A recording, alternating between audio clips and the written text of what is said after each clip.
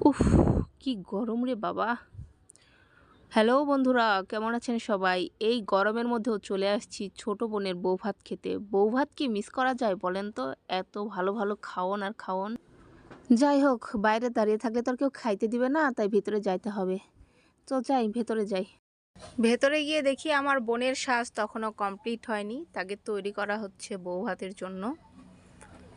কি মিষ্টি লাগছে দেখতে।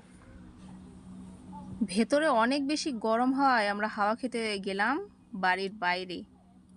ওইখানে একটা ক্ষেত ছিল, ক্ষেতের পাশ থেকে সুন্দর হাওয়া দিচ্ছিল, তো আমরা হাওয়া খাওয়ার জন্য সবাই এখন বাইরে বসে আছি।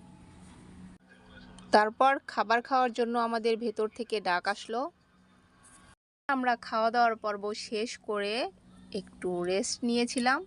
রেস্ট নেওয়ার পর আমরা বাড়ির উদ্দেশ্যে রওনা দিয়েছিলাম। তো এই ছিল আমার আজকের মিনি ব্লগ। আপনাদের কেমন লেগেছে অবশ্যই কমেন্ট বক্সে কমেন্ট করে যাবেন। দেখা হবে পরবর্তী ব্লগে। ততক্ষণ ভালো থাকবেন সবাই।